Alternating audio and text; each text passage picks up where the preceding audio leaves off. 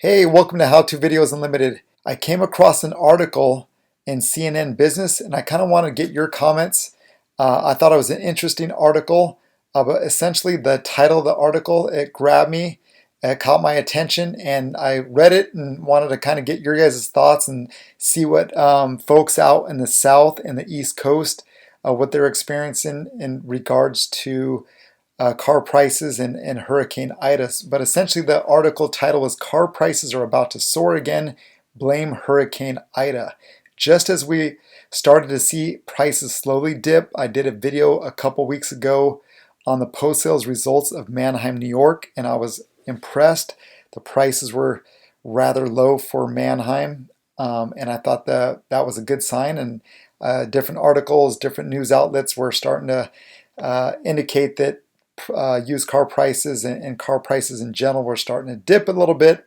But this article was, as of just yesterday, it popped up, and so they're about to soar again. And what they're saying is essentially they can blame Hurricane Ida on that. So essentially, kind of what the article covered. The first sentence, it says, just when car prices look like they were edging down from their record highs, they're heading skyward again, and it's Hurricane Ida's fault.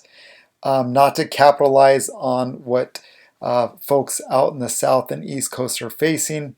Definitely my thoughts and prayers go out to the families that have lost a loved one due to Hurricane Ida, or lost a house, or lost a car, lost their belongings. Definitely my thoughts and prayers go out to those. But I just thought our article was interesting in regards to my channel and the videos that I put out. But essentially, on August 29th, Hurricane uh, basically, created a lot of flooding out in Louisiana.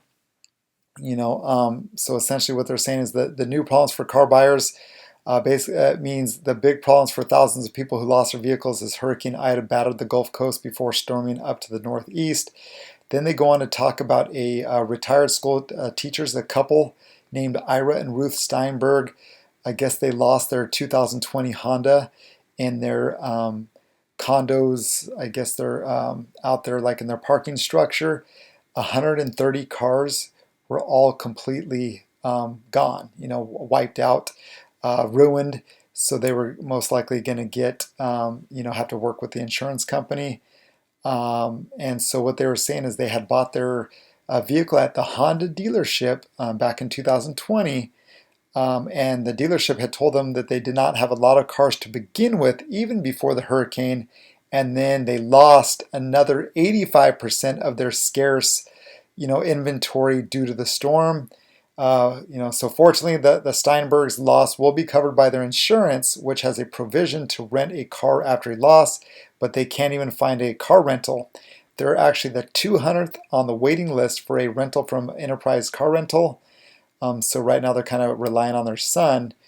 And then it goes on to talk about the car prices. New and used soared in the face of strong demand and tight inventories this summer, caused by a dearth of computer chips and other spare parts, which limited production. So over the summer, June, July, August, a lot of news outlets were covering it. A lot of newspapers, blogs were covering how high the car prices were.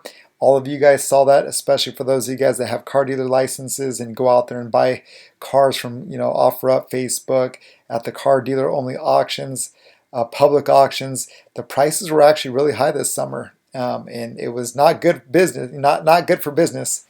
So with the soaring car prices, a major factor behind the overall rise of the cost of living as measured by the Consumer Price Index.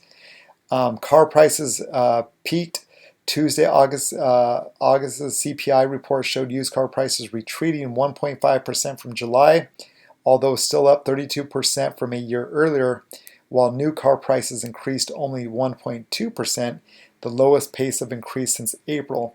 Other measures of car prices had also showed prices topping out in late summer.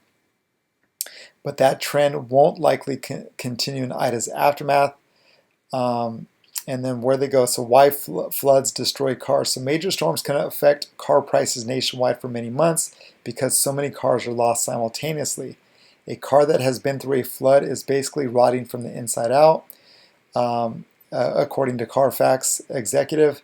Anytime you get mud or silt in the connections, it can create a short in the system, which can cause a car to stall while driving. Hurricane Harvey, which hit the Houston area in late August 2017, is believed to have been the most destructive in terms of vehicles, severely damaging or destroying up to 500,000 vehicles in Texas were lost from that storm, compared to 250,000 from Superstorm Sandy in 2012, and 200,000 vehicles were lost in Hurricane Katrina in 2005. So this is a historically tight market, so it's going to be much more inflated impact we saw than in previous storms like Harvey. Carfax estimates that at least 212,000 vehicles were lost in Hurricane Ida. And Air Worldwide, which estimates insurance industry losses from natural disasters, believes that insurers will cover losses of more than 250,000 vehicles from Hurricane Ida, and only about 78% of the vehicles will be insured for this kind of loss, according to the Insurance Information Institute, which means that a number of vehicles lost will be even greater than the insured losses. So anyone looking to buy cars in the next several months, even those far from this year's hurricane pass, should be aware.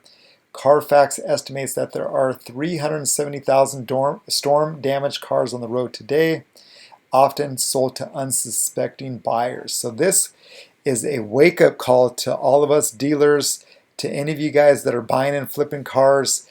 If you're buying them sight unseen, you could be potentially buying a vehicle that has flood damage, and it could be very expensive to fix depending on what issues that it affects. So these are some of the things, if you're buying on simulcast, like the online auction, without even inspecting the vehicles or going down to either Manheim or Odessa or IA or Copart and buying it sight unseen, you could potentially be losing money because you don't know what the capital expenditures are to fix that.